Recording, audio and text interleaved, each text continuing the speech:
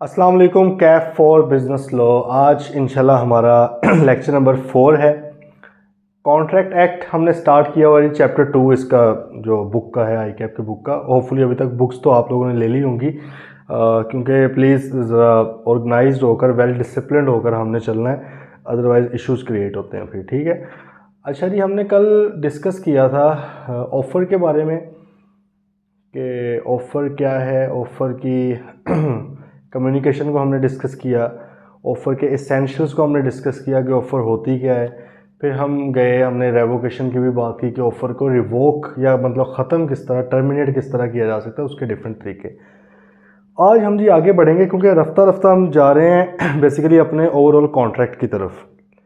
तो हमें आइडिया तो है उसका कि कॉन्ट्रैक्ट, हमने उस दिन बात क्या की थी कि कॉन्ट्रैक्ट जो आपका होता है वो एक ऐसा एग्रीमेंट होता है जो कि इन्फोर्सेबल भी हो, मतलब एक ऐसा एग्रीमेंट जिसके अंदर इन्फोर्सेबिलिटी शामिल हो, उसको आप कॉन्ट्रैक्ट कहते हैं। फिर हमने कहा कि भाई एग्रीमेंट किसको कहते हैं, ये बस मैं क्विकली आपको थोड़ा सा रिवाइज करवा रहा हूँ। ये एग्रीमेंट हमने कहा भाई किसको कहते हैं, तो हमने भाई नाम लिया कि प्रॉमिस हो जिसके अंदर प्लस कंसिडरेशन हो, मतलब एक दूसरे को कोई ना कोई चीज़ जो मिल रही है उसको कंसिडरेशन कहते हैं। मैं दुकान पे वही मार्कर लेने गया तो भाई मेरे लिए एक कंसिडरेशन मार्कर है, शॉपकीपर के लिए कंसिडरेशन वो 50-60 रुपीज़ है जो मैंने उसको पे करते हैं। ठीक है। तो और हमें यहाँ से पता चल गया कि agreement without consideration is void, without consideration agreement void है, वो एग्जिस्ट ही नहीं करता, विद सम एक्सेप्शंस। कुछ एक्सेप्शंस हैं जो कि हमने चैप्टर 3 के अंदर पढ़नी है। ठीक है। अच्छा, फिर हमने कहा कि प्रॉमिस क्या होता है, तो प्रॉमिस के ऊपर जब हम आए तो हमने कहा कि भाई एक ऑफर होती है और एक इसके अंदर एक्सेप्टेंस हो जाती है। ठीक है। इसको हम किसका नाम दे देते हैं, हम इसको प्रॉमिस का नाम दे देते हैं। फिर हमने ऑफर के ऊपर कल डिटेल में बात कर ली है, और ऑफर की अगर हम बात करें तो इसकी 3 टाइप्स हमने पढ़ी हैं जी कल। एक तो जनरल ऑफर, फिर हमने कहा एक स्पेसिफिक ऑफर होती है जो किसी खास पर्सन को कर रही हो, जनरल सारी जनता को कर दी, और एक क्या होती है, काउंटर ऑफर होती है। काउंटर ऑफर क्या होती है कि आपने एक ऑफर की एक चीज़, एक कोई रेट या ऑब्जेक्ट वगैरह कंसिडरेशन बताई, उसमें अगले बंदे ने उसी तरह उसको एक्सेप्ट नहीं किया बल्कि उसके अंदर कोई ना कोई मॉडिफिकेशन कर दिया, तो उसको काउंटर ऑफर कहा जाता है। फिर हमने इसके एसेंशियल्स भी पढ़े थी, क्या क्या चीज़ें मिलकर ऑफर को बनाती है। अब भाई हम आ गए एक्सेप्टेंस की तरफ। आज हमने इसको एक्सेप्टेंस को देखना है, फिर अगले चैप्टर्स में हम जाएंगे तो हम ऑब्वियसली कंसिडरेशन को देखेंगे, फिर एग्रीमेंट्स में मज़ीद डिटेल में जाएंगे, फिर आहिस्ता आहिस्ता कॉन्ट्रैक्ट की तरफ भी जाएंगे। इन्फोर्सिबिलिटी तो हमने पढ़ लिया हुआ है कि बाई डिफ़ॉल्ट एक प्रिजम्पशन है कि जो बिजनेस या कमर्शियल कॉन्ट्रैक्ट्स होते हैं वो इन्फोर्सेबल ही होते हैं। ठीक है। और जबकि जो सोशल, डोमेस्टिक या रिलीजियस हैं उनके अंदर आमतौर पे इन्फोर्सेबिलिटी का एलिमेंट नहीं पाया जा रहा होता। तो भाई आज हमने एक्सेप्टेंस को पढ़ना है। जिस तरह ऑफ़र के बारे में हमने डिटेल में बात की है, ऑफ़र होती क्या है, उसके एसेंशियल्स क्या हैं, ऑफ़र कम्युनिकेट किस तरह होती है, और कब समझा जाता है कि ऑफ़र कम्युनिकेट हो चुकी है, जब अगले ऑफर के नॉलेज में आ जाए। हमने याद है वो एग्जांपल भी ली थी जनरल ऑफ़र की कि उसको वॉलेट मिला तो फिर वो आके लेकिन उसे पता नहीं था कि ये प्राइस भी है, तो हमने कहा था कि उसको प्राइस नहीं दिया जाएगा, कानूनी तौर पे तो नहीं बनता उसका। क्यों? क्योंकि उसको ऑफ़र कम्युनिकेट ही नहीं हुई थी। तो communication of offer is very necessary. ठीक है। तो आज फिर ऑब्वियसली हम फिर एक्सेप्टेंस की भी बात करेंगे, एक्सेप्टेंस की कम्युनिकेशन किस तरह होती है। तो ये थोड़ा सा एक्सेप्टेंस की जो कम्युनिकेशन है हल्का सा टेक्निकल है, लेकिन इंशाल्लाह एक तरीका ढूंढा हुआ है इसको थोड़ा आसान करने का, तो इंशाल्लाह कोशिश करेंगे कि आपको इजीली समझ भी आ जाए। ठीक है जी। बाकी इसकी भी रेवोकेशन को देखेंगे। चलें जी, इधर आते हैं। कम्युनिकेशन एक्सेप्टेंस की अगर बात करें, वो कहते हैं when the person to whom the proposal is made, मतलब कि ऑफरी। तो इतना लंबा चौड़ा याद रखने की बजाय सिंपल क्या है, ऑफरी। सही है। When the offeree is made, when the offeree signifies his assent to it.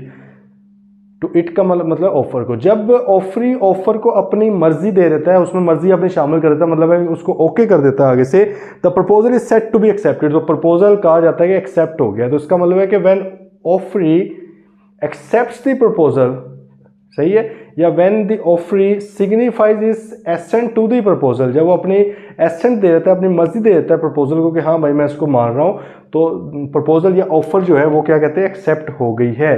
Therefore the act of signifying the assent is to a proposal is acceptance. वो कहते हैं प्रपोजल को अपनी एसेंट देना, सिग्निफाई करना, मतलब है कि उसके नाम कर देना वो चीज़ कि हाँ भाई हम वाकई हमारी मर्जी है इसके अंदर, तो इसको हम क्या कहते हैं, एक्सेप्टेंस कहते हैं।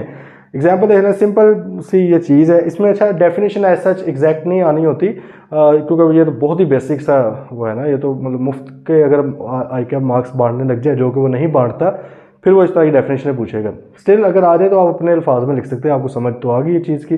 तो भाई उसने कहा Adeel offers to buy bike from Babar for 50,000, to which Babar responds positively. ये जो रिस्पॉन्ड पॉजिटिवली है ना, कि उसने आगे से हाँ कर दिया, इसको आप क्या कहते हो, एक्सेप्टेंस कहते हैं। ओके, अच्छा अब ये तो सिंपल बात थी कि भाई मैंने आपको ऑफ़र की कि ये चीज़ खरीदेंगे या ये चीज़ बेचेंगे, ठीक है, किसी भी तरह की ऑफ़र, और अगले बंदे ने एक्सेप्ट कर ली है आपने उसको, तो इसको हम एक्सेप्टेंस कहेंगे। लेकिन अब बात आ गई थी कि कम्युनिकेट किस तरह होती है एक्सेप्टेंस, कि एक्सेप्टेंस आगे तो अभी देखेंगे कि कम्युनिकेशन कंप्लीट कब होती है उसकी, किस मौके पे जाके हम कहेंगे कि हाँ भाई एक्सेप्टेंस पहुंच चुकी है तुम्हारे तक, वो हम देखते हैं। लेकिन पहले है कि कम्युनिकेशन होती क्या है। तो भाई कम्युनिकेशन से मुराद यही इस तरह ऑफर की कम्युनिकेशन थी कि आपने किसी भी अपने एक्ट से, अपने वर्ड से, ओरल या इम्प्लाइड वगैरह रिटर्न फॉर्म में आपने क्या किया, अपना जो ऑफर थी आपने अगले बंदे तक पहुंचाई है, उसको कम्युनिकेशन कहते हैं।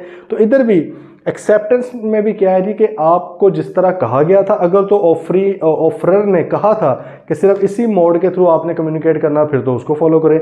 अदरवाइज कोई भी रीजनेबल मैनर के थ्रू अगर आपने जो भी आपका जवाब था हाँ या ना, एक्सेप्टेंस से मुराद ऑब्वियसली हाँ की बात ही हो रही है, अदरवाइज तो वो रिजेक्शन है, तो आपने अपनी हाँ जो है वो पहुंचा दी हुई है अगले बंदे तक, उसको समझा दिया हुआ, तो उसको हम कहते हैं कि कम्युनिकेशन हो चुकी है। इसकी भी जो इंग्लिश है उसको इग्नोर करें, मेन बस आपने यहाँ पे मुद्दा समझना है। वो क्या है, the communication of acceptance of proposal is deemed to be made by any act और omission of the party accepting by which he intends to communicate such acceptance or which has the effect of communicating it। लंबी चौड़ी से उसने लिख दी, simple वो कह रहा है कि आपका कोई भी एक्ट, कोई भी काम इस तरह का जिससे ये जाहिर हो रहा है कि भाई आपने एक्सेप्ट कर लिया कम्युनिकेशन ऑफर को, जिससे ये जाहिर हो जाए कि आपने ऑफर को एक्सेप्ट कर लिया है, चाहे वो बोल के किया हो या इम्प्लाइडली किया हो, तो समझा जाता है कि आपने कम्युनिकेट की कर दी है, ठीक है। अच्छा अब यहाँ पे ना एक वर्ड आप लिख लें, साइलेंस इज नॉट एक्सेप्टेंस, ये साथ लिख लें, साइलेंस इज नॉट एक्सेप्टेंस। खामोशी कबूलियत नहीं है, मतलब है कि अगर कोई बंदा खामोश हो जाता है उसको कबूल नहीं समझना। अब ज़रा आगे ना कर दिया ना वीडियो, कई लोगों को आदत होती है ना बीच में से स्पेसिफिक चीज़ें मूवीज़ के अंदर भी बस देखनी होती हैं, फिर आगे पीछे भगाना, ये हरकतें नहीं करनी। क्यों? क्योंकि कॉन्टेक्स्ट पूरा चेंज हो जाता है। अभी मैंने इतनी अगर बात की है ना, तो आप लोगों ने समझ लेना कि अगर बंदा खामोश है तो सर तो पहले कह रहे थे इम्प्लाइडली भी हो जाता है, तो और बगैर बोले भी हो जाती है एक्सेप्टेंस, तो अभी ये कहने लगे साइलेंस, इसलिए बात पूरी समझें। Silence is not acceptance. और यहाँ पे साइलेंस से मुराद क्या है, यहाँ पे प्योर खामोशी है। साइलेंस से मुराद मतलब है कि ना तो मुंह से कुछ बोला है, ना ही कुछ लिखकर एक्सेप्ट किया, और ना ही इशारों से बताया है, इम्प्लाइडली भी नहीं बताया, फिर आपने इसको साइलेंस समझना है। बात आई समझ? मतलब यहाँ पे बेसिकली सुम्मुम बुकमुन उम्मीन की बात हो रही है भाई, ठीक है, कि अगर तो आप बिल्कुल ही किसी भी तरह से जवाब नहीं दे रहे, ना तो आप बोल रहे हो, ना ही आप लिख कर बात कर रहे हो, ना ही आप इशारे से बता रहे हो, तो इसको एक्सेप्टेंस नहीं समझा जाएगा, ठीक है। बात आ रही समझ? मिसाल के तौर पर मैंने आपको कहा कि भाई अपनी गाड़ी सेल करेंगे, अब आप बैठे हुए हैं, ना कुछ बोल रहे हैं, ना लिख के कह रहे हैं, ना ही कोई कुछ भी नहीं कर रहे, और मुझे कोई तासुर भी नहीं मिल रहा कि आपने क्या किया। लेकिन मैंने क्या किया, बाहर जाके गाड़ी आपकी वो स्टार्ट की है, बाहर खड़ी हुई थी, कॉल कर दिया और पैसे तुम्हारे पास पहुंच जाएंगे, तुमने आगे से ना की नहीं है, तो मैं इसको हाँ समझ के चला गया हूँ। इसलिए उन्होंने कहा कि भाई साइलेंस इज़ नॉट एक्सेप्टेंस। शादियाँ तो बड़ी देखी होगी, निकाह होते हुए दुआ भी करते होंगे कि भाई हमारा भी हो जाए, ठीक है, अल्लाह करे हो जाए आपका भी, लेकिन उसके लिए पहले कुछ बन भी जाए थोड़ा बहुत, ठीक है। अच्छा, तो वहाँ पर आपने देखा होगा कि मेल्स को भी पूछा जाता है, वो कहते हैं जी, पहले तो खैर फीमेल से जाके पूछा जाता है, वो पहले बताती हैं कि कबूल है कबूल है, वो बोल के बताती हैं, मतलब उनसे पूछा है, पहले पूरा वो लाइन पढ़ी जाती है ना, फ़लाँ बिनते फ़लाँ की शादी फ़लाँ इब्ने फ़लाँ वगैरह से इतने हक महर के थ्रू हो रही है, तो बताएं जी कि क्या आपको एक्सेप्ट है, कबूल है, फिर वो आगे से कहती कबूल है, फिर वो लाइन पूरी बोली जाती, फिर वो कहती कबूल है, फिर लाइन बोली जाती, फिर वो कहती कबूल। क्यों? इस्लाम में भी देखें, उन्होंने कहा कि खामोशी अगर आप रह जाएं तो वो कबूलियत नहीं होगी, ठीक है, आपको बोलना पड़ेगा। अच्छा लेट्स से अगर वो कुछ लोग नहीं भी बोलते शर्म के मारे, फीमेल स्पेशली, अगर वो ना भी बोले वैसे तो बोलना चाहिए, और बोल भी देते हैं वैसे हल्का सा, लेकिन अगर नहीं बोलते स्टिल हाँ आपकी करनी लाजमी है, वरना वो कॉन्ट्रैक्ट ही नहीं हो सकता, वो शादी नहीं हो सकती। क्योंकि शादी भी बेसिकली क्या है, एक कॉन्ट्रैक्ट है। निकाह, निकाह भी क्या है जी, एक कॉन्ट्रैक्ट है 2 पर्सनस का, ठीक है। उसमें भी वो आप अगर कभी पढ़े, हमने तो पढ़ लिया है, वो निकाह जो होता है नामा, तो उसके अंदर चीज़ें लिखी होती हैं, ठीक है, मुख्तलिफ शराइतों ज़वाबत वगैरह। तो अब वो भी एक कॉन्ट्रैक्ट होता है उसके लिए भी एक्सेप्टेंस है। और मेल्स की अगर बात की जाए तो उन्होंने भी भाई आगे से यही करना है। मेल्स तो बड़े चौड़े होकर कह रहे होते हैं ना, कबूल है कबूल है, कहते चलो किसी ने तो मुँह ला लिया सानू, ठीक है। तो भाई साइलेंस इज़ नॉट एक्सेप्टेंस, बात आ गई है समझ, ठीक है। और साइलेंस से मुराद यहाँ पे बिल्कुल ही खामोशी है, सिर्फ बोलने वाली खामोशी नहीं है, सारी खामोशी, इशारे से भी नहीं पता लग रहा है, इम्प्लाइडली भी नहीं पता लग रहा है, दैट इज़ दी साइलेंस आप कह लें कैपिटल में, ठीक है। अच्छा नीचे उसने कहा नोट करें एक बात, a proposal is not considered accepted if the offer remain silent, ये तो हमें पता लग गया। अच्छा, it can not be in the form of negative confirmation, ये भी बात लिख लें, ये नेगेटिव कन्फर्मेशन नहीं हो सकती। तो नेगेटिव, इसको अंडरलाइन कर लें, नेगेटिव कन्फर्मेशन नहीं हो सकती। मिसाल के तौर पे मैंने आपको कहा कि भाई आप मेरा घर खरीदेंगे 5 करोड़ रुपए का, अगर तुमने ना की तो मैंने समझना हाँ है, नेगेटिव कन्फर्मेशन इसको कहा जाता है। अगर आपने इनकार ना किया तो मैं समझूंगा कि आपकी क्या है, हाँ है, मतलब मैं इसको कंफर्म समझ लूंगा ये। लेकिन ये पॉजिटिव कंफर्मेशन तो नहीं है, आपने कौन सा हाँ या ना, हाँ खुद बोल के तो नहीं ना कि हाँ भाई मैं खरीदना चाहता हूँ, आप तो खामोश रहे हैं और मैंने उसी से मतलब क्या निकाल लिया हुआ है कि भाई आप तो जो है खरीदना चाह रहे हैं, बात फॉलो कर रहे हैं आप, ठीक है। इसको कहते हैं नेगेटिव कंफर्मेशन, कि एक बंदे ने कंफर्म किया ही नहीं है, आपने खुद से ही डिराइव कर ली है उसकी खामोशी में से एक बात। क्योंकि आपने उसे कहा कि यार अगर तुम देखो तुम ना कर सकते हो, मुझे कोई मसला नहीं, मेरा दिल ख़राब नहीं होता, ठीक है, मुझे कोई दुख नहीं होता, तुम भाई हो, लेकिन अगर तुमने ना की तो मैं भी फिर भाई हूँ, मैं क्या करूँगा, इसको हाँ समझ लूँगा। तो कानून कहता है कि नहीं नहीं नहीं सोनिया, इस तरह नहीं करना। अब ये देखें, फिर वही बात आती होगी ना माइंड में, यार क्यों इतनी बारीकियों में जा रहे हैं, क्या मिल जाना है हमें इतनी डिटेल में छोटी छोटी चीज़ों को देख के। तो भाईजान मिलना हमें बेसिकली ये है इससे कि आप जब प्रैक्टिस करेंगे, जैसे इस वक्त मैं कर रहा हूँ, इसमें कई इस तरह की सिचुएशन आती हैं कि क्लाइंट्स जो होते हैं उन्होंने भी अपने कॉन्ट्रैक्ट्स बनवाने होते हैं, ठीक है। या अगर आप जॉब भी करेंगे तो आपने भी जाहिर है एक अच्छी पोजीशन के ऊपर लगना है, तो डिफरेंट तरह की पार्टीज के साथ डिफरेंट तरह के कॉन्ट्रैक्ट्स करने हैं, तो वहाँ पर आपको कॉन्ट्रैक्ट एक्ट 1872 का आइडिया तो होना चाहिए ना बेसिक। ऑल्दो आप रिव्यू तो बेशक करवा लें किसी लॉयर से जो प्रैक्टिस में चल रहा हो, जो काम ही सिविल का करता हो कि कॉन्ट्रैक्ट वगैरह का, आप तो जाहिर है प्योरली ये काम नहीं कर रहे होंगे, लेकिन उससे भी करवाने से पहले खुद आता होगा तो भाई फिर ही कुछ रिव्यू करवाए ना, पहले कुछ बनाएं तो सही। या अगर उससे भी बनवाना है तो पहले खुद पढ़ने जोगे तो होना, कि ये ना होगा सिर्फ अंगूठा पास तो नहीं ना बनना। तो भाई हमें नो हाउ अच्छी होनी चाहिए, इसलिए आपको डेफिनेशंस में पढ़ाया जा रहा है कि बारीक बारीक चीज़ें आप पढ़ें। क्योंकि आपको एक प्रैक्टिकल बात बताऊं कि जो हमारी अदालतें हैं ना, इसके अंदर वैसे शायद आप लोगों ने खुद भी सुना हो, न्यूज़ के अंदर क्या होता है कि 3-4 महीने केस चलता है, बाहर में आके बात क्या आती है कि जी ये केस जो कमीशन सुन रहा था वो कमीशन ही गैर कानूनी तौर पे बना गया, गैर आइनी तौर पे कमीशन बनाया गया, लो जी सारे हो गया। 3-4 महीने की कौम का पैसा, लाखों रुपया बल्कि कई बार करोड़ों रुपया फॉरेन ट्रिप्स लगाते हैं, इन्वेस्टिगेशन चल रही है, ये वो, एंड पे आके बात क्या निकली, ये जो अदारा कर रहे हैं वो अदारे के पास इख्तियार ही नहीं। बात समझिए आप।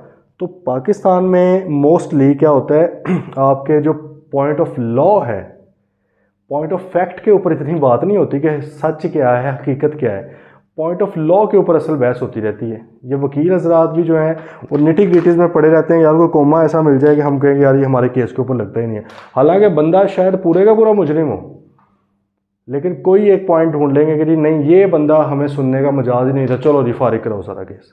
बात आई समझ। तो इसलिए ये जो बेसिक चीज़ें होती हैं ना बड़ी ज़रूरी हैं, तो हमें भी इसलिए पढ़ाई जा रही है कि भैया आपको डेफिनेशन का पता लगे। बाहर में ऑफर ही नहीं थी, बाहर में एक्सेप्टेंस ही नहीं थी वो, लेकिन आप कर बैठे कॉन्ट्रैक्ट, आप क्या करें, मसाइल हो सकते हैं, ठीक है। अच्छा जी, तो भाई इसलिए negative confirmation is not acceptance. Example देखें, Azam wrote to Babar to sell his books adding that if he did not reply within 5 days। Azam sahab, Babar Azam father है उनके मेरे ख्याल में, तो उन्होंने कहा कि भाई Azam wrote to Babar to sell his books adding that if he did not reply within 5 days, अगर आप 5 दिन में रिप्लाई नहीं करते तो offer would be considered accepted. तो मैं समझ लूंगा हाँ भाई तुमने एक्सेप्ट कर ली है, तुम खरीदना चाह रहे हो मेरी किताबें। तो Babar did not reply, and a week has pass, एक हफ्ता गुजर गया, उसने रिप्लाई नहीं किया। आजम साहब जेन बना के बैठे हुए हैं कि भाई कॉन्ट्रैक्ट हो चुका है क्योंकि उसने एक्सेप्ट कर लिया है, उसने इनकार नहीं किया, इसका मतलब हाँ है। तो भाईजान ये हमने वहाँ पे लिखना है negative confirmation is not acceptance, ठीक है, negative confirmation is not acceptance, hence there is no contract, क्योंकि कॉन्ट्रैक्ट नहीं हुआ जब आपकी एक्सेप्टेंस ही नहीं हुई। बात कर लिए फॉलो, आगे समझ। अब भाई नेक्स्ट आ रहे हैं ज़रा कम्युनिकेशन व्हेन कंप्लीट, इसको ज़रा समझना है बड़े ही गौर व फिक्र के साथ। कम्युनिकेशन व्हेन कंप्लीट, एक्सेप्टेंस की कम्युनिकेशन की बात हो रही है, एक्सेप्टेंस की कम्युनिकेशन की। देखें ऑफर की कम्युनिकेशन याद है, इधर भी अगर मैं चलो लिख ही दूं कम्युनिकेशन, ऑफर किस वक्त किस मौके पे कम्युनिकेट होती है, याद है भाई, क्या पढ़ा था, क्या पढ़ा था, ऑफर कब कम्युनिकेट होती है,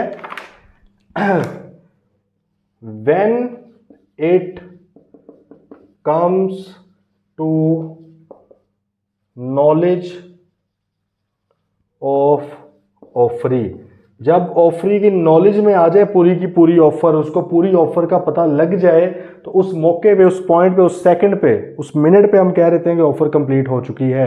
मैंने आपको लेटर लिखा, कोई ऑफर करवाई है, जैसे ही आपने वो लेटर खोला, आपने पढ़ा, जैसे ही आपके नॉलेज में चीज़ आ गई उसी वक्त मेरी ऑफर आप तक पहुंच चुकी है। हाँ ये नहीं है मतलब कि वो आपने एक्सेप्ट भी कर ली, वो तो एक दूसरा फेज है ना, वो तो आप पढ़ रहे हैं, लेकिन ऑफर मेरी आप तक पहुंच चुकी है। बात आई है समझ, ठीक है।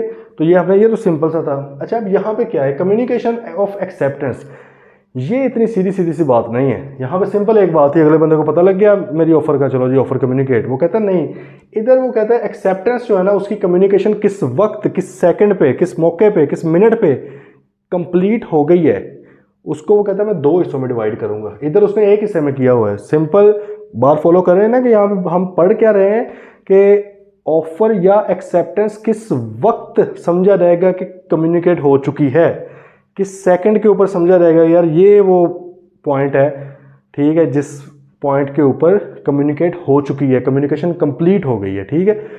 ये तो चलो ऑफर था। अच्छा ये बड़ी खतरनाक, इसको समझना भी बड़ा जरूरी है। क्यों? क्योंकि जब एक्सेप्टेंस कंप्लीट होगी ना उसकी कम्युनिकेशन, तो भाई ये कॉन्ट्रैक्ट के अंदर कन्वर्ट हो ना, क्योंकि आमतौर पे एक्सेप्टेंस के अंदर ही कंसिडरेशन भी होती है। तो इसका मतलब offer plus acceptance promise plus consideration भी आ गई, तो एग्रीमेंट हो गया। और अगर यही एग्रीमेंट कमर्शियल एग्रीमेंट हो, जो कि आमतौर पे हम बिजनेस की बात ही कर रहे हैं, तो इन्फोर्सिबिलिटी भी होगी। इसका मतलब ये सीधा सीधा कॉन्ट्रैक्ट बन जाता है। बात आ रही है समझ? जब आपने एक्सेप्ट करना है तो लॉजिकली, दोबारा फॉलो करें बात को, लॉजिकली आमतौर पे उसके अंदर कंसिडरेशन भी होती है कि भाई इतने रुपए की मैं खरीदना चाह रहा हूँ, इतने की बेचना चाह रहा हूँ, ठीक है। कंसिडरेशन भी आमतौर पे उसके अंदर ही होती है। तो भाई जब ऑफर भी तो आ चुकी थी, एक्सेप्ट मैंने कर लिया, प्रॉमिस मेरा बन चुका है, जैसे ही मैंने एक्सेप्ट किया फौरन मेरा क्या बन गया, प्रॉमिस।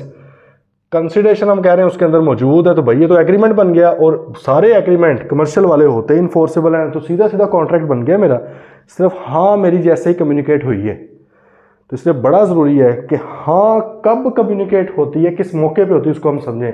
बड़ा मैं इस पर जोर दे रहा हूँ, तो आपने भी प्लीज़ इसको ज़रा अंडरस्टैंड करना है। तो भाई कम्युनिकेशन है ना जो एक्सेप्टेंस की दो फेजेस में कंप्लीट होती है, दो फेजेस में।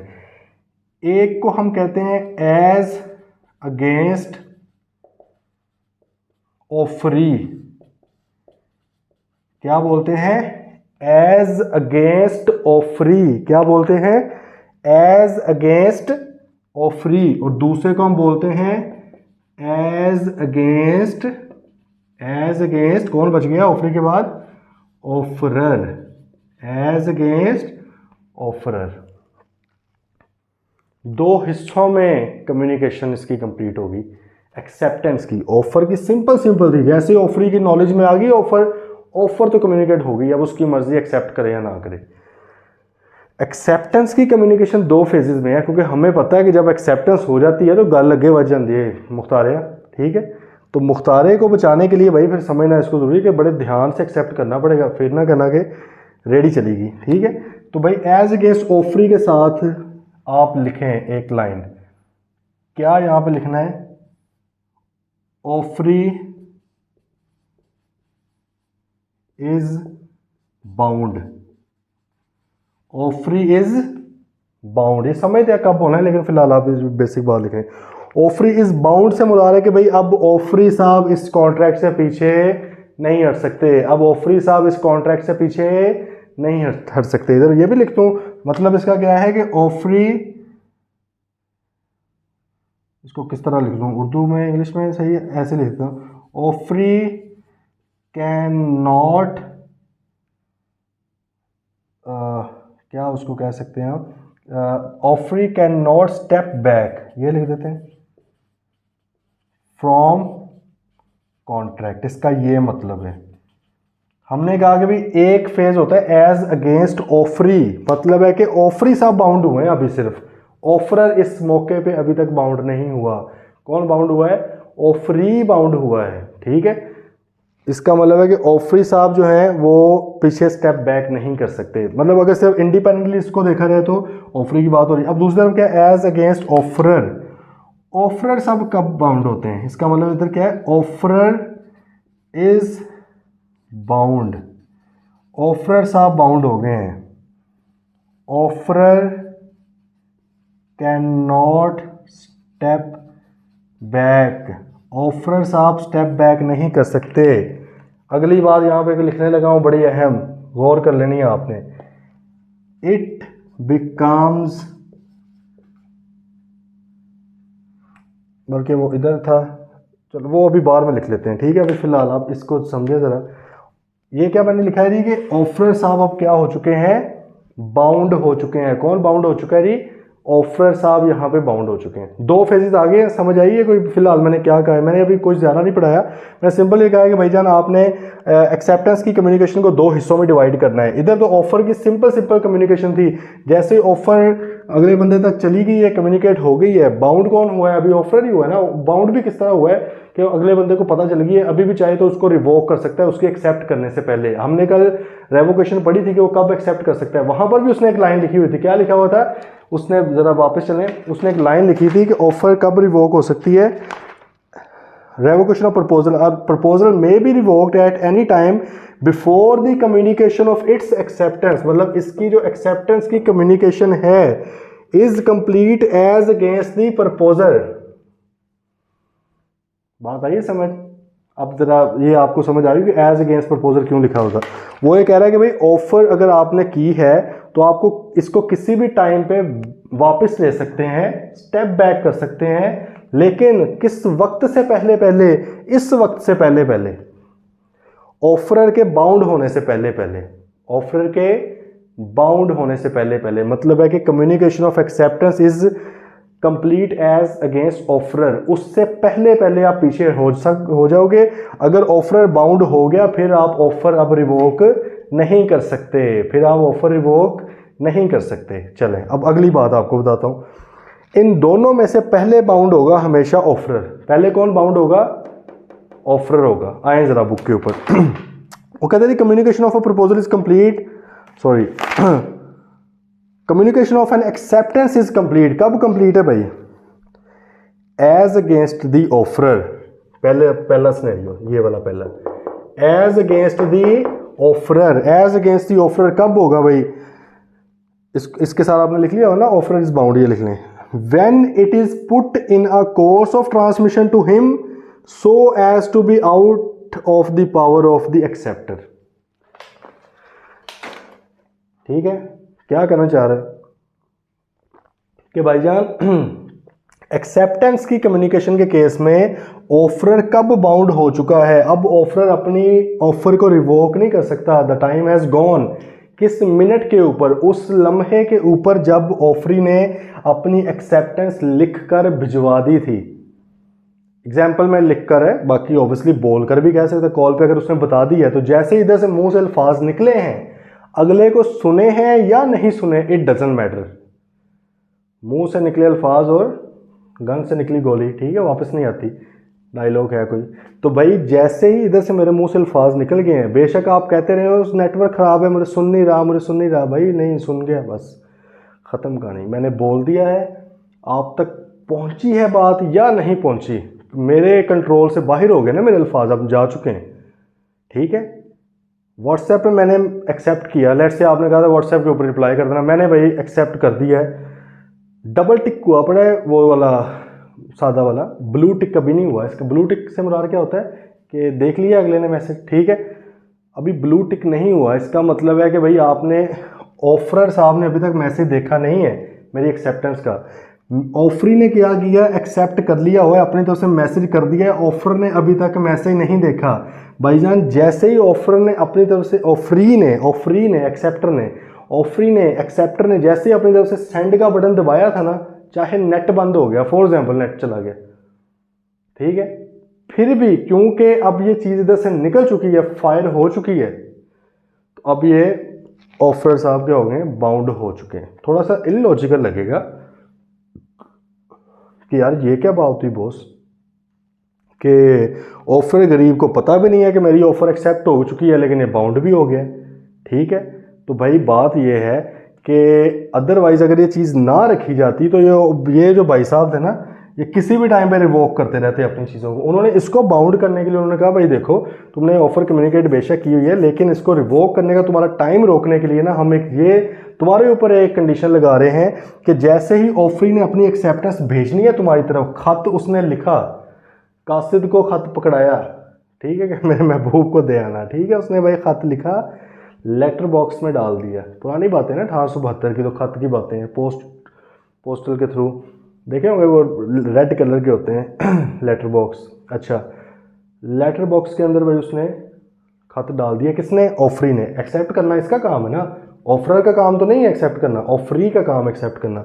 ऑफरी साहब ने एक्सेप्ट करके जैसे ही खत डाला उसके अंदर, ये बंदा फंस गया, ये बाउंड हो चुका है, अब ये पीछे नहीं हो सकता, इसके लिए पूरा कॉन्ट्रैक्ट एक्ट लग जाएगा इसके ऊपर। अब ये पीछे अगर होगा, केसेस होंगे इसके ऊपर, जाहिर है पेनल्टी शनल्टी जो माने सारा कुछ भरना पड़ेगा इसको।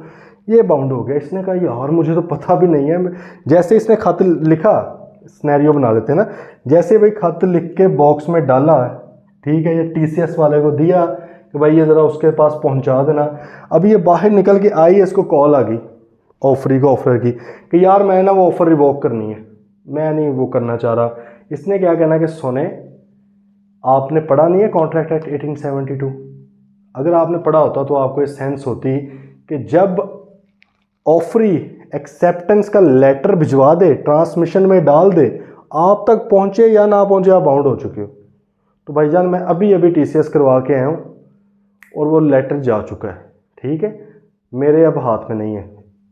मीडियम, क्योंकि वही बात है, बुक में लेटर की बात की है, आप ईमेल की बात कर लें भाई, जैसे मैंने ईमेल भेजी, अगले ने अभी पढ़ी है नहीं पढ़ी, इट डजंट मैटर, मेरी तरफ से निकल गई है, मेरे अब हाथ में नहीं है ईमेल को वापस लेके आना। मैंने व्हाट्सएप का मैसेज कर दिया हुआ है, या मैंने जो है कॉल के ऊपर अगर कर दी, बेशक आपकी तरफ नेट नहीं आ रहा, आपको नहीं आवाज़ मेरी आ रही, कोई मसला नहीं भाईजान, मैंने बोल दिया हुआ है। तो मेरी तरफ से क्या एक्सेप्टेंस मैंने कर दी हुई है, आप बाउंड हो चुके हैं, मैं अभी तक नहीं बाउंड हुआ। इंटरेस्टिंग बात यह है, मैं अभी तक बाउंड नहीं हुआ। पहली बात समझ आ गई है, फॉलो कर ली बात। दूसरी अब समझें, मैं कब बाउंड होगा, मतलब अगर मैं ऑफरी हूँ, मैं अगर एक्सेप्टर हूँ, तो भैया दूसरा scenario, as against the acceptor, इसके साथ लिख लें ऑफरी। एक्सेप्टर ऑफरी को कह रहे हैं ना, हमने कल के लेक्चर में भी ये बात डिस्कस कर ली थी कि एक्सेप्टर ऑफरी ही होता है जब वो एक्सेप्ट कर लेता है। एज अगेंस्ट द एक्सेप्टर मतलब है कि ऑफरी कब बाउंड होगा। उसने कहा when it comes, it what it, acceptance, when acceptance comes to the knowledge of the offerer, when acceptance comes to the knowledge of the offerer, when acceptance comes to the knowledge of the offerer। हाँ, जब हमने अपना खत लिखकर डाल दिया box के अंदर, ठीक है, या TCS करवा दिया हमने, तो भाई अब हम जैसे ही हमने वो खत डाला बॉक्स के अंदर, तो कौन फंस चुका है, अभी तक बाउंड हो चुका है ऑफर। ऑफर पीछे नहीं हो सकता अब इससे, बेशक उसको पता ही नहीं है। हम अभी भी पीछे हो सकते हैं, हम अगर चाहें कि भाई वो गलती से एक्सेप्ट कर लिया या नहीं करना था एक्सेप्ट, तो भाई जिस तरह ऑफर रिवोक हो सकती है, एक्सेप्टेंस रिवोक हो सकती है, एग्जैक्टली एक्सेप्टेंस भी रिवोक हो सकती है, एक्सेप्टेंस को भी आप कैंसिल कर सकते हैं, लेकिन एक वक्त है उससे पहले करना पड़ेगा। वो कौन सा वक्त है? यही वक्त अभी हमने पढ़ा है कि भाई ऑफर तो बाउंड हो गया ना जब ऑफरी ने एक्सेप्टेंस का लेटर भिजवाया है, चाहे उस तक पहुंचा या नहीं पहुंचा, ऑफर बाउंड हो चुका है। ऑफरी कब बाउंड होता है? जब उसकी एक्सेप्टेंस ऑफर के नॉलेज में आती है, मतलब कि जब एक्सेप्टेंस का लेटर जो था, कबूलियत का लेटर ऑफरी ने भेजा है ऑफर को, जैसे ही भेजा है कौन बाउंड हो गया, ऑफरर। जैसे ही ऑफरर ने खोल के पढ़ा है कौन बाउंड हो गया, ऑफरी। बात आई है समझ। दोबारा, एक्सेप्टेंस का लेटर किसने भेजना होता है, ऑफरी ने भेजना होता है। ऑफर का लेटर ऑफरर भेजता है, जाहिर है ऑफर उसने करवाई है। एक्सेप्टेंस का लेटर के एक्सेप्ट मैंने कर लिया, वो कौन भेजता है, ऑफरी भेजता है। जैसे ही ऑफरी ने खत लिखकर टीसीएस वाले को पकड़ाया, टीसीएस वाला वो जा रहा है, इसकी पहुंच से दूर हो गया, वो नज़रों से ओझल हो गया है, कौन फंस चुका है, कौन बाउंड हो चुका है, ऑफरर। ऑफरर के लिए कॉन्ट्रैक्ट बन चुका है भाई, वो पीछे नहीं हट सकता। अब अगर उसकी कॉल आई इसको, तो इसने कहा भाईजान वो देखो थोड़ी 1-2 दिनों तक तुम्हारे पास पहुंच जाएगा, मेरे हाथ से जा चुकी है वो चीज़, ठीक है, अब तुम इसको नहीं कर सकते। वो कहेगा ओहो ये तो फंस गए हम। अच्छा, अब ये कब बाउंड होगा, ये जब उसके पास खत पहुंचेगा और वो खोल के पढ़ेगा, तब कौन, ये भाईजान ऑफरी साहब बाउंड हो गए। तो अगर, अब बताएं, अगर ऑफरर अपनी ऑफर को रिवोक करना चाहता है, ख़त्म करना चाहता है, तो वो कौन सा लम्हा है जिससे पहले वो ख़त्म कर सकता है, वो लम्हा है जब ऑफरी एक्सेप्टेंस का लेटर भिजवाने लगा है। लेटर भिजवाने से पहले पहले अगर ऑफरर अपनी ऑफ़र को रिवोक कर दे तो वो रिवोक समझी जाएगी, वो ख़त्म हो जाएगी। लेकिन जैसे ही उसने अपना लेटर डाल दिया, चाहे ऑफर के बाद ना भी पहुंचा हो, ऑफर साहब बाउंड हो गया, अब ऑफर रिवोक नहीं हो सकती, ठीक है। दूसरी तरफ अगर ऑफरी अपनी एक्सेप्टेंस को रिवोक करना चाह रहा हो, कहते हैं गलती से यार खत लिख दिया, अब घर वाले डांट रहे हैं, बीवी मान नहीं रही, कहती घर नहीं आना तुमने हफ्ता, तुम इतने पैसे पता नहीं कहाँ पे ज़ाया करके आ गए हो, तो मुझे तो अब लेटर अपना एक्सेप्टेंस को कैंसिल करना पड़ेगा, ठीक है।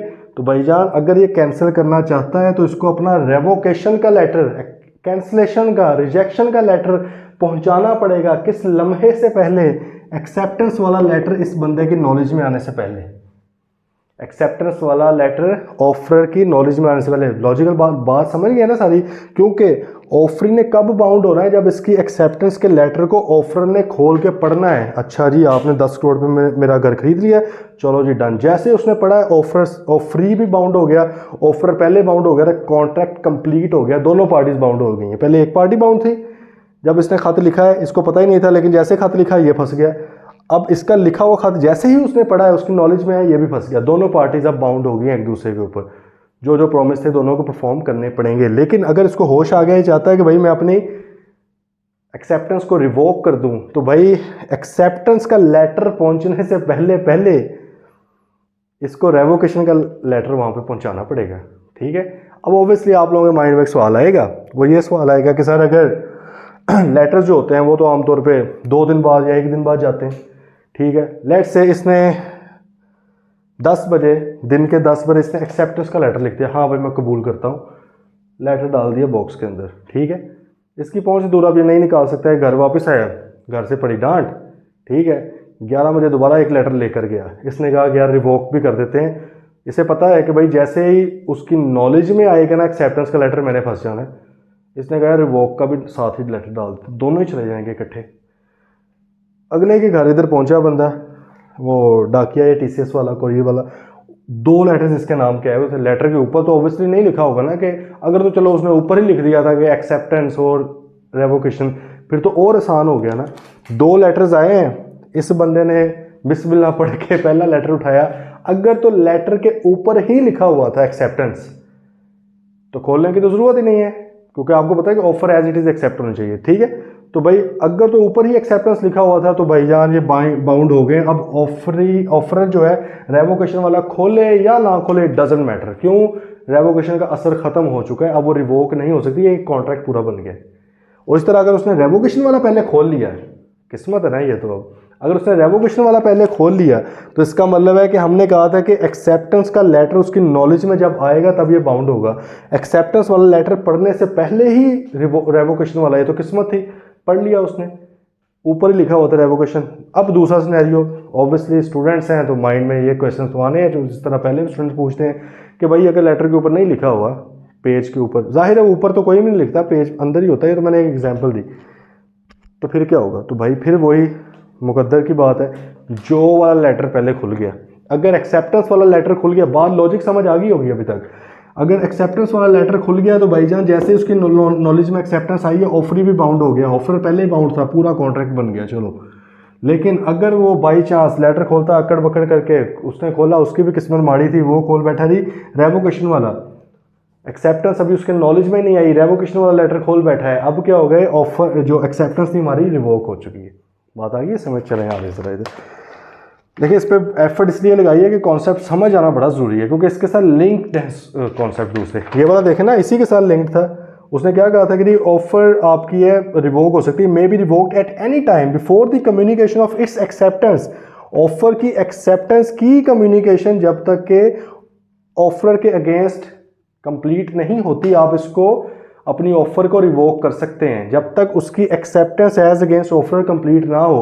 और आज हमें पता चल गया है कि एज अगेंस्ट ऑफर कब कंप्लीट होती है एक्सेप्टेंस की कम्युनिकेशन, भाई जैसे ही ऑफरी ने खत लिखकर, ठीक है, अपने महबूब के नाम भेजना है ऑफर के कि भाईजान मैं आपकी चीज़ खरीदना चाह रहा हूँ, जैसे ही खत लिख के भेजा, चाहे उस तक पहुंचे या ना पहुंचे, ये फंस गया है। तो इसका मतलब है कि ऑफर को आप फिर लॉजिकली अगर आप बात को एंड करें तो कब तक आप रिवोक कर सकते हो, इसके खत लिखने से पहले पहले तक, एक्सेप्टेंस लिखने से, भिजवाने से, ट्रांसमिट करने से पहले पहले तक, ठीक है, सही है भाई।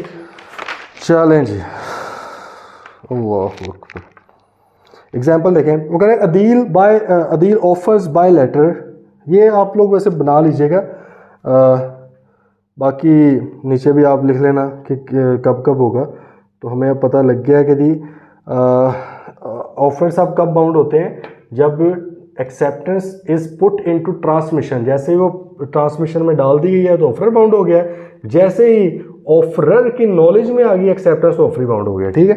अच्छा एग्जांपल है, Adeel offers by letter, letter लिखा है to sell a van to Kashif for 100,000। उसने कहा ये वैन खरीद लो 100,000 की, ऑफर करवाई है। The letter reaches Kashif on 8 March, 8 मार्च को काशिफ साहब के पास पहुंचा है।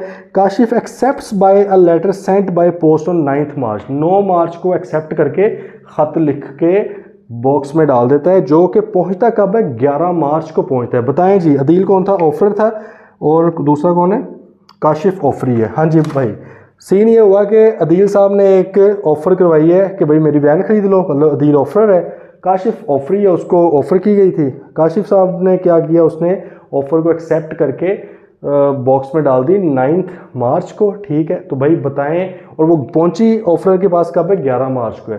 तो मैं अगर कहूँ कि ऑफर कब बाउंड हुआ, तो बताएं कब बाउंड हो गया, मतलब कि as against offer.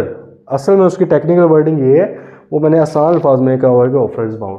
As against offer कब कंप्लीट हुई कम्युनिकेशन, व्हेन, अगर तारीख की बात की है तो 9 मार्च को। कब हुई है, 9 मार्च को, जैसे ही वो लेटर लिखा गया था एक्सेप्टेंस का, पहुंचा है नहीं पहुंचा, इट डजंट मैटर, ये बंदा बाउंड हो गया। अच्छा ये भाईजान कब बाउंड हो गए, जब 11 मार्च को लेटर पहुंचा है इसके पास, ठीक है, इसके पास जैसे पहुंचा है तो फिर ये भाईजान ऑफरी साहब भी, मतलब कि जो काशिफ थे शायद, हाँ, तो वो भी हो गया एज अगेंस्ट काशिफ, ठीक है। चलें जी, कंडीशंस फॉर वैलिड एक्सेप्टेंस के ऊपर आ जाए, मतलब इसेंशियल्स ऑफ एक्सेप्टेंस की बात हो रही है कि जिस तरह हमने ऑफर के एसेंशियल्स पढ़े थे, इसी तरह एक्सेप्टेंस के एसेंशियल्स है। उसने कहा valid acceptance must be absolute and unconditional unqualified. Qualify का मतलब चेंज कर देना, कंडीशनल का मतलब शर्त लगा देना। वो कहता अनक्वालिफाइड हो, चेंज नहीं करना कुछ भी, अनकंडीशनल हो, कोई शर्त नहीं लगानी अपने पास से, एब्सोल्यूट होनी चाहिए। मतलब है कि भाई एज इट इज़, हमने जो कल भी पढ़ा था, ऑफर जिस तरह से आपको की गई है, अगर उसमें कोई कंडीशन है तो उस ही कंडीशन के साथ एक्सेप्ट भी करना है। अगर कंडीशन नहीं है तो फिर आपने खुद भी कोई कंडीशन नहीं लगानी, ठीक है, एज इट इज़ करना है उसको एक्सेप्ट। इसको कहते हैं पहला इसेंशियल हो गया। दूसरा, must be express in the manner prescribed in the proposal. हाँ, आपने जो है एक्सेप्टेंस उसी तरह ही करनी है, कम्युनिकेशन उसी तरह ही करनी है जो मैनर उसने प्रपोजल में लिखा था। अगर उसने भाई लिखा हुआ था कि मुझे बाय ईमेल जवाब आना चाहिए, तो बाय ईमेल ही जवाब देंगे आप, ठीक है। अगर उसने कहा था बाय लेटर मुझे जवाब देना है, तो बाय लेटर ही जवाब देंगे आप, ठीक है।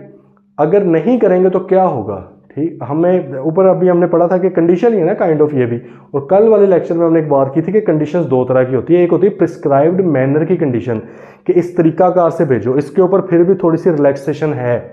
अगर आप उस तरीकाकार को फॉलो ना करें तो ऑफरर चाहे तो आपकी एक्सेप्टेंस को ओके भी कर दे कि चलो यार मैं मान लेता हूँ, कहा तो तुम्हें ईमेल करा, तुमने व्हाट्सएप पे मैसेज कर दिया, लेकिन चलो मैं मान लेता हूँ, ठीक है। या वो ये भी कह सकते कि नहीं भाई तुम ईमेल के थ्रू ही भेजो, मैं इसको नहीं मानूंगा। इसका मतलब रिलैक्सेशन है। ऑफर रिजेक्ट भी कर सकता है ऐसी एक्सेप्टेंस को कि भाई मैं नहीं मानता, और एक्सेप्ट भी कर सकता है। लेकिन प्रिस्क्राइब्ड मैनर के अलावा अगर कोई भी और कंडीशन है वो एक्सेप्टेंस नहीं मानी जाएगी अगर उस कंडीशन को फुलफिल नहीं किया गया। मिसाल के तौर पे आपको कहा गया था कि भाई 10 लाख रुपए की गाड़ी ले लो, 10 लाख कैश में देना है, आप आगे से कहीं चेक लेकर आऊँगा मैं, तो आप चेक लेकर आ गए, तो भाई ये कंडीशन थी, ये प्रिस्क्राइब्ड मैनर वाली कंडीशन नहीं है, ये कोई और कंडीशन थी, वो आपने नहीं मानी, ये एक्सेप्टेंस को नहीं माना जाएगा। ठीक है, इस एक्सेप्टेंस को नहीं माना जाएगा। हाँ, अब ये काउंटर ऑफर आ गई आपकी तरफ से, अब आपकी तरफ से ऑफर है, मेरी मर्जी है कि मैं इसको एक्सेप्ट करता हूँ कि नहीं, लेकिन मेरी ऑफर को आपने नहीं माना। बात आई समझ, चाहे कुछ भी चेंज हुआ आप कहेंगे अमाउंट वही है, सारा कुछ वही है, लेकिन क्योंकि आपने जो है उसका मीडियम जो था कैश का वो आपने चेंज कर दिया है, तो भाई वो अलाउड नहीं है। हाँ, प्रिस्क्राइब्ड मैनर की सूरत में बस ये है कि ऑफर के पास ऑप्शन होता है एक्सेप्ट या रिजेक्ट करने का। तीसरा point, must be express in some usual and reasonable manner if the proposal did not prescribe any manner. ये तो हमें पता ही है कि अगर प्रपोजल के अंदर कोई प्रिस्क्राइब्ड मैनर नहीं है कि इस तरीकाकार से आपने एक्सेप्ट करना है, तो फिर जो आमतौर पे रीजनेबल मैनर मार्केट के अंदर चलता है उसके थ्रू कर लें। मिसाल के तौर पे अगर कुछ नहीं लिखा हो गया आपने किस तरह करना है, उसने कॉल पे आपको ऑफर करवाई थी, तो भाई आप भी कॉल के ऊपर ही रिप्लाई करते हैं उसको, जवाब दे दें। ठीक है, या मैसेज पे होता है आमतौर पे मार्केट में मैसेज पे करते हैं, मतलब रीजनेबल। सही है, अब रीजनेबल को डिफाइन आप नहीं कर सकते क्योंकि फिक्स नहीं है ना, हर केस में वेरी करेगा, किसी चीज़ में किसी तरह रीजनेबल होगा, किसी चीज़ में किसी तरह होगा। ठीक है जी, चलें। अच्छा, अब नीचे ना कुछ चीज़ें लिख लें, इसेंशियल्स की लिख लें खुद से, जैसे कि हमने मतलब जो आगे पीछे पढ़ी है ना, बस हमने उनको थोड़ा सा लिखना है। जैसे उसने कहा कि जी साइलेंस इज़ नॉट एक्सेप्टेंस, ये भी आप लिख लें, इसेंशियल है ये। इसेंशियल से मुराद है कि भाई साइलेंट नहीं रहना, तो आप एक क्या लिख लें, साइलेंस इज़ नॉट एक्सेप्टेंस। लिखो लिखो लिखो, जल्दी लिखो। मैं नहीं वैसे यहाँ पर लिख रहा, सिर्फ इसलिए, एक तो वैसे नहीं लिख रहा, दिल नहीं कर रहा मतलब अगर मैं कहूँ तो सेकंड ये है कि भाई आप इसको लिखें। ठीक है, तो मैं इधर लिख दूंगा, आपने पता क्या करना है, इसकी पिक्चर ले लेनी है या स्नैप बीच में से ले लेंगे, ना आपने लिखना है ना कुछ और, ये भूल जाना है, क्योंकि बुक के अंदर नहीं लिखी हुई ना ये, इस जगह पे इधर 3 बातें लिखी हुई हैं, एडिशनल आप लिखें। पहले क्या आपने एसेंशियल एक एडिशनल क्या लिख लिया, साइलेंस इज नॉट एक्सेप्टेंस लिख लीजिए, सिंपल बात है। दूसरे नंबर पे मस्ट बी कम्युनिकेटेड, ये बात बड़ी ज़रूरी है, मस्ट बी कम्युनिकेटेड, कम्युनिकेट होना ज़रूरी है। एक्सेप्टेंस अपने तक रख के बैठ जाओगे, इस कोई एक्सेप्टेंस नहीं है। मिसाल के तौर पे मैंने आपको कहा कि भाई आप 2 करोड़ रुपए का फलां घर खरीद लें मेरा, ठीक है, आपको मैंने ये ऑफर करवाई है, अब आपका ज़हन बना हुआ है, आपने कहा हाँ यार मैंने खरीद ही लेना है, मुझे नहीं बताया, तो क्या मुझे भाई इल्हाम थोड़ी होना है, सही है, मुझे इल्हाम थोड़ी होना है। जब तक आप मुझे बताएंगे नहीं तो ना तो मैं बाउंड होऊंगा और ना ही मेरी नॉलेज में आनी है चीज़, ना ही आप बाउंड होंगे, तो क्या फ़ायदा है ऐसी एक्सेप्टेंस का। बात है ये समय, तो कम्युनिकेट करना ज़रूरी है, कम्युनिकेशन, इसलिए मस्ट बी कम्युनिकेटेड ये लिखा। तीसरे नंबर पे आप एक लिखे accepted by person, accepted by person by offeree और रिप्रेजेंटेटिव। सही है, इसका मतलब एक्सेप्टेड बाय पर्सन से मुराद है कि ऑफरी खुद इसको एक्सेप्ट करेगा या उसका रिप्रेजेंटेटिव एक्सेप्ट करेगा, ये लाजमी है, क्योंकि हमने क्या कहा हुआ है कि ऑफर जिसको करवाई जाए वही एक्सेप्ट करेगा। तो या तो अगर मैंने आपको ऑफर करवाई है तो आप खुद एक्सेप्ट करेंगे, या आपका कोई रिप्रेजेंटेटिव जिसको आप अलाउ करेंगे, ऑथराइज करेंगे। आमतौर पे लीगल हेयर्स भी कर सकते हैं, ठीक है, या अगर आपने उसके अलावा भी किसी को भेज दिया यार ये मेरे हिस्से पे एजेंट के तौर पे मेरे आएगा, चैप्टर वैसे पढ़ेंगे भी हम एजेंसी वाला, तो ये मेरे एजेंट के तौर पे आके एक्सेप्ट करेगा, तो वो भी वैलिड है। ठीक है, तो ये आपने लिख लिया जी एक्सेप्टेड बाय ऑफरी और रिप्रेजेंटेटिव, ये लिख लें। ठीक है, नेक्स्ट पॉइंट, स्टिपुलेटेड और रीजनेबल टाइम विद इन, ये लिख लो, विद इन स्टिपुलेटेड और रीजनेबल टाइम। स्टिपुलेट का मतलब पता है ना, जो मेंशन्ड टाइम हो, मतलब है कि भाई आपने विद इन स्टिपुलेटेड टाइम इसको एक्सेप्ट करना है। जो हमने कल भी पढ़ा था, क्या पढ़ा था हमने, रेवोकेशन ऑफ ऑफर में एक बात पढ़ी थी, याद करें, हमने वहाँ पे क्या कहा था कि अगर ऑफर को विद इन स्टिपुलेटेड और रीजनेबल टाइम एक्सेप्ट ना किया जाए तो ऑफर क्या हो जाती है, लैप्स कर जाती है, यही पढ़ा था। उसी को इसने इधर भी मेंशन कर दिया, फिर सिंपल, नथिंग न्यू। उसने कहा कि भाई उधर आपने ये कहा था ना कि अगर ऑफर को विद इन टाइम, जो स्टिपुलेट जो बताया हुआ मेंशन टाइम है, प्रिस्क्राइब टाइम, उसमें आप एक्सेप्ट ना करो। अगर आपको फॉर एग्जाम्पल मैं कहूँगी हफ्ते के अंदर अंदर आप ऑफर को एक्सेप्ट करेंगे, आप करते हैं 8वें दिन जाके, अब क्या करें भाई, ये कोई एक्सेप्टेंस है, नहीं, फारिग होगी। तो एक्सेप्टेंस को आपने उतने टाइम में ही करनी है जितना टाइम आपको मेंशन किया गया है, और अगर मेंशनड नहीं है तो फिर रीजनेबल टाइम के अंदर करनी है। ठीक है, तो आपने लिख लिया जी विद इन स्टिपुलेटेड और रीजनेबल टाइम, ब्रैकेट में लिख लें before revocation of offer, offer revoke होने से पहले पहले। अगर ऑफर रिवोक होगी अब नहीं वो एक्सेप्ट हो सकती, ठीक है। मिसाल के तौर पे ऑफर अभी तक बाउंड ही नहीं हुआ, ऑफर साहब ने कहा है भाई मैं कैंसिल कर रहा हूँ, ठीक है, अभी तक इसने अपनी एक्सेप्टेंस नहीं भेजी थी, किसी भी टाइम पे वो कह सकता है भाई मैं कैंसिल कर रहा हूँ, उसने कैंसिल कर दी, अब वो एक्सेप्ट नहीं हो सकती। जब ऑफर स्टैंड ही नहीं कर रही तो एक्सेप्ट कैसे होगी। नेक्स्ट, नोट बिफोर ऑफर, क्या है जी, नोट बिफोर ऑफर। अब ये बार बड़ी अजीब लगेगी जो मैं पॉइंट बताया, लेकिन इसको ज़रा समझें। नोट बिफोर ऑफर, अच्छा ऊपर वाले एसेंशियल्स लिख लें, मैं दोबारा एक बार बता दूं, जो न्यू लिखने थे आपने लिखा होगा साइलेंस इज नॉट एक्सेप्टेंस, फिर आपने लिखा मस्ट बी कम्युनिकेटेड, फिर आपने लिखा एक्सेप्टेड बाय ऑफरी और रिप्रेजेंटेटिव, फिर आपने लिखा विद इन स्टिपुलेटेड और reasonable time before revocation of offer, ये लिख लिया। अब मैं आपको क्या कह रहा हूँ, नोट बिफोर ऑफर, क्या समझ आई।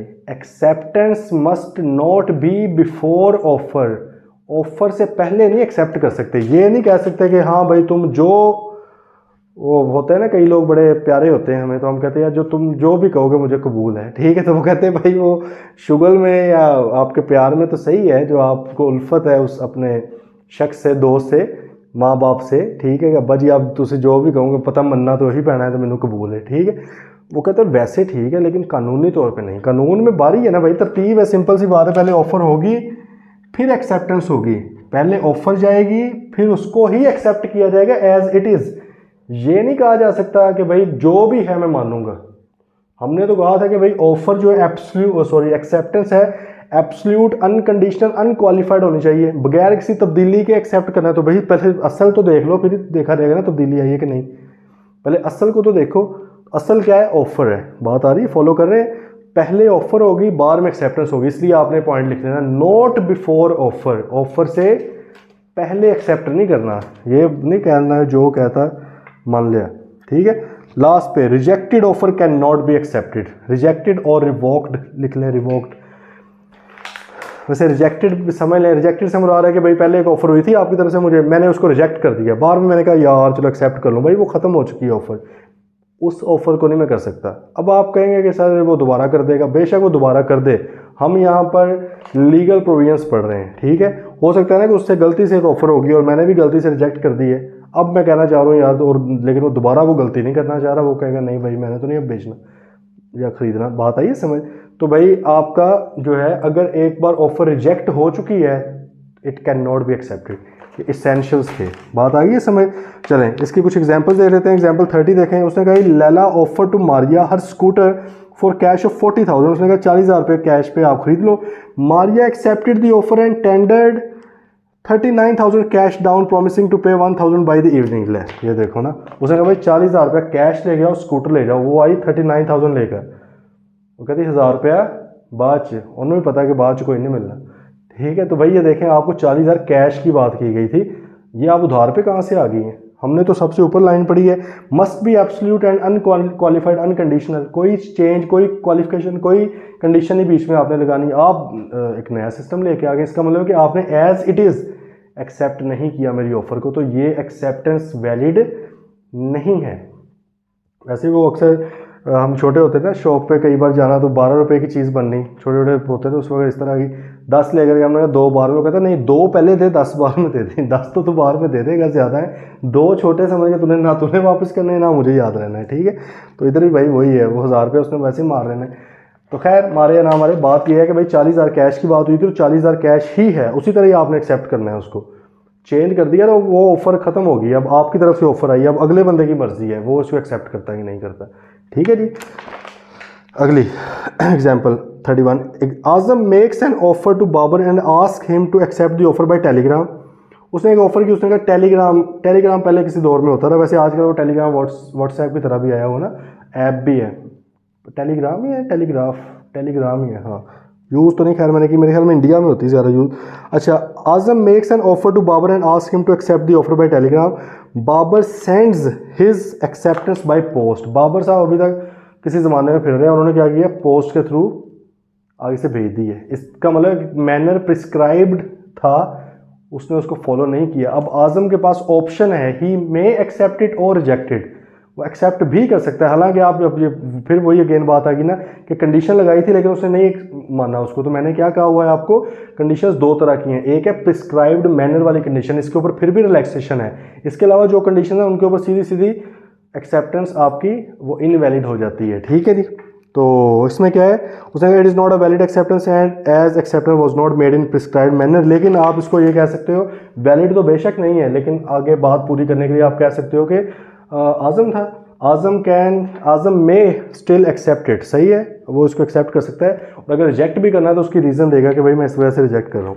नेक्स्ट जी Azam 32, Azam was expecting reply by email but did not prescribe any method of communication. लेकिन उसने भाई उसको एक्सपेक्ट कर रहा था मुझे ईमेल से जवाब आएगा, लेकिन उसने कोई मेंशन नहीं किया हुआ था कि किस तरह से जवाब आएगा। मतलब उसने कोई मेंशन नहीं किया था कि आपने मुझे ईमेल के थ्रू जवाब देना है, लेकिन वो एक्सपेक्ट कर रहा था कि यार आजकल सारे ईमेल करते हैं तो ये भी कर देगा। बाबर साहब ने लिख दिया खत, क्योंकि बाबर साहब को लगता है कि कस्टमरी प्रैक्टिस है, मतलब है कि आम तौर पे मार्केट में ये चीज़ चल रही है। तो जब देखो उसने वो काम किया जो मार्केट में आमतौर पे चल रहा है तो ये क्या होगा, रीज़नेबल समझा रहेगा। जब आपने मेंशन ही नहीं किया तो उसने रीज़नेबल कोई भी कर लिया। अब फॉर एग्जांपल वो आगे से कबूतर के वो लगा के भेज देता, तो वो कबूतरों वाला सिस्टम तो अब नहीं है ना, वो तो मूवीज़ में होता रहा या पता नहीं किस दौर में होता था, तो वो रीज़नेबल नहीं होगा। लेकिन अगर उसे लग रहा है कि खत अभी भी चल जाते हैं मार्केट के अंदर, आमतौर पर कस्टमरी प्रैक्टिस है, तो फिर वो वैलिड है। ओके, नीचे लिखा देखें, वो नीचे बात कर रहा है इफ़ द प्रपोजल, ये वही मैनर वाली, prescribes a manner in which it is to be accepted and the acceptance is not made in such manner, उस मैनर में आपने नहीं की, अब क्या होगा, the proposal may within a reasonable time after the acceptance is communicated to him insist that the proposal shall be accepted in the prescribed manner and not otherwise, but if he fails to do so he is deemed to accept the acceptance. हाँ, रफ्ता रफ्ता अब complete उसने कर दिया है concept. उसने क्या कहा है कि भाई अगर आप एक मैनर प्रिस्क्राइब किया गया था, आपको कहा था ईमेल के थ्रू रिप्लाई करना है, आपने एक्सेप्ट करना है, लेकिन आपने आगे से व्हाट्सएप के थ्रू कर दिया है। अब जो प्रपोजर है उसके पास ऑप्शन अवेलेबल है, वो चाहे तो इसको रिजेक्ट भी कर सकता है, लेकिन विद इन रीजनेबल टाइम बताना पड़ेगा।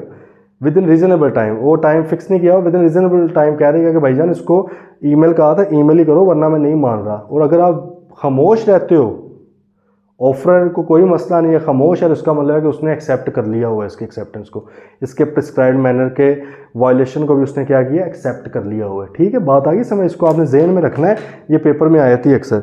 वो देखें, Azam makes an offer to Babar and ask him to accept the offer by post only, Babar texted him, उसने मैसेज कर दिया।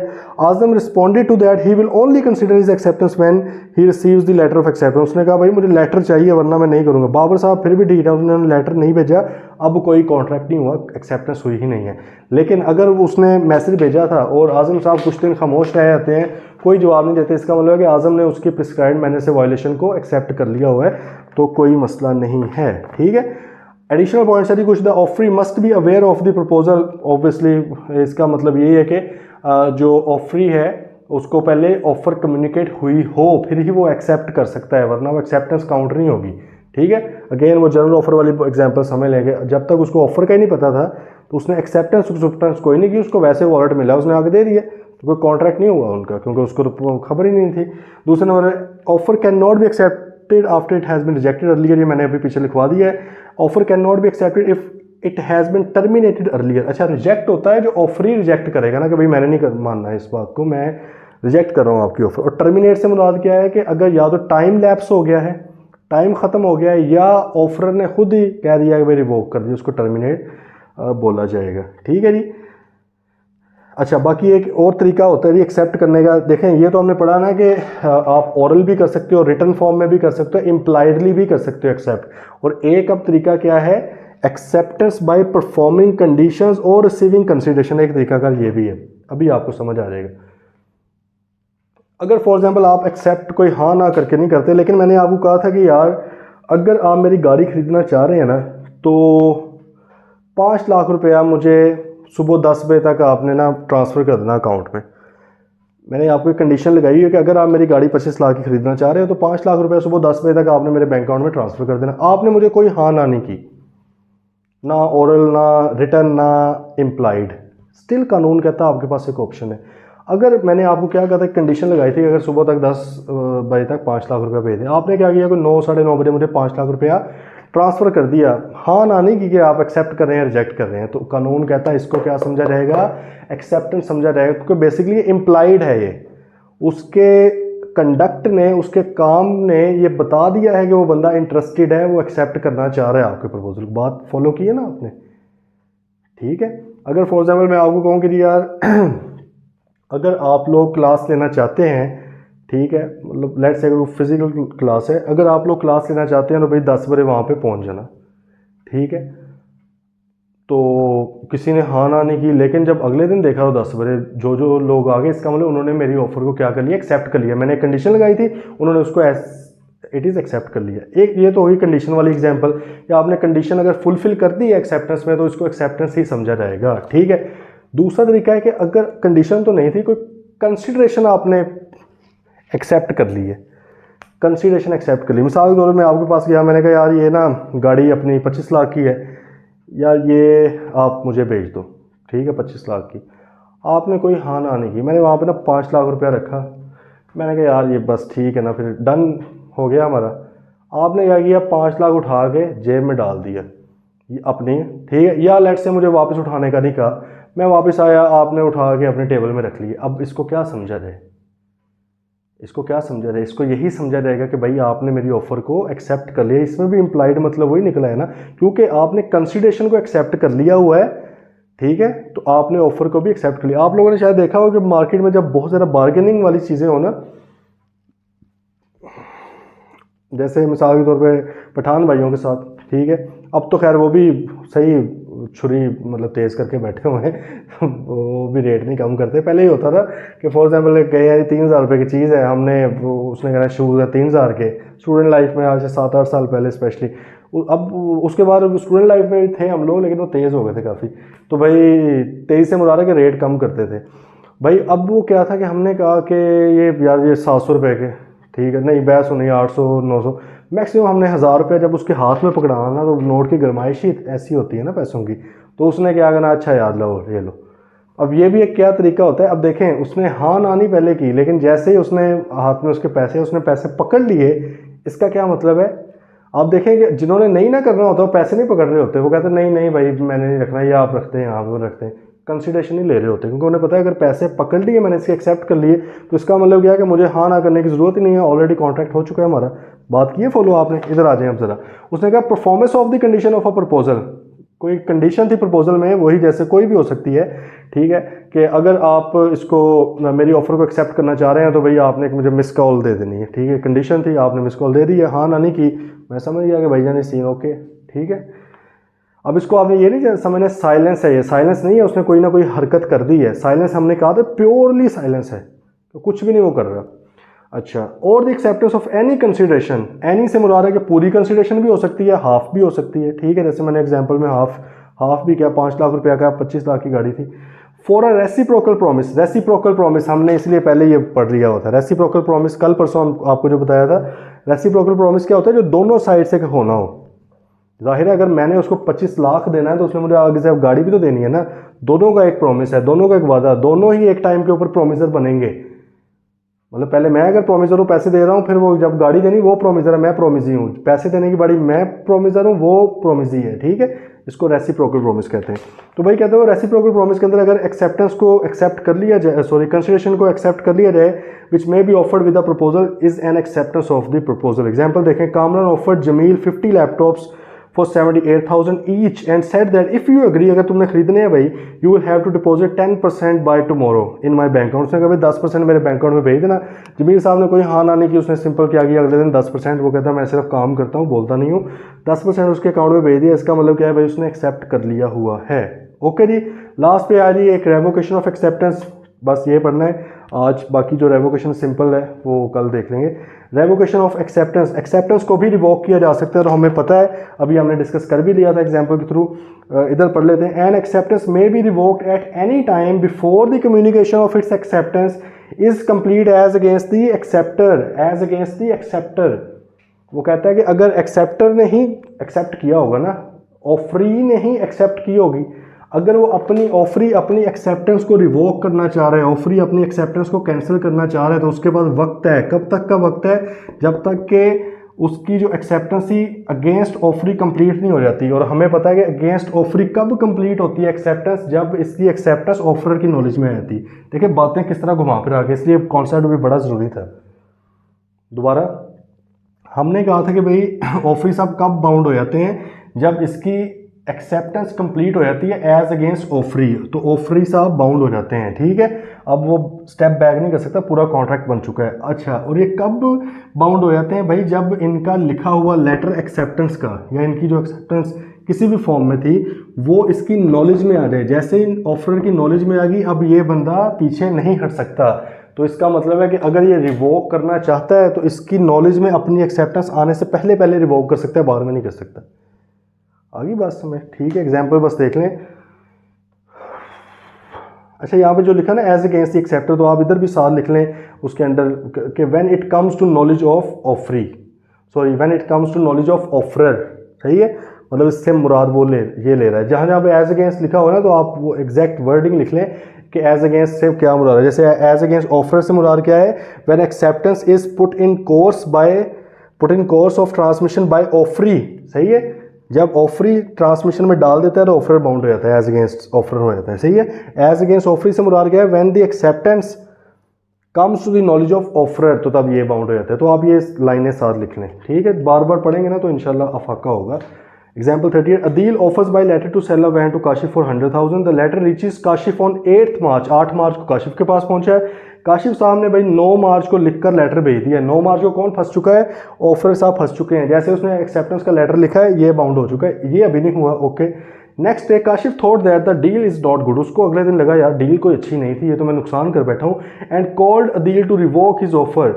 उसने अदील को कॉल की कि भाईजान मैं, यहाँ पर हम ये अज्यूम कर रहे हैं कि कोई प्रिस्क्राइब्ड मैनर नहीं था। ठीक है, हम ये यहाँ पर अज्यूम कर रहे हैं कि भाई कोई प्रिस्क्राइब्ड मैनर नहीं था। अगर प्रिस्क्राइब्ड मैनर होता लेटर वाला, तो भाई लेटर के थ्रू जवाब है ना, तो भाई रेवोकेशन भी फिर लेटर के थ्रू ही होनी थी। फिर उसको भागना पड़ना था, खुद लेटर लेके जाना पड़ना था बस में बैठ के, उससे पहले पहुंचना था।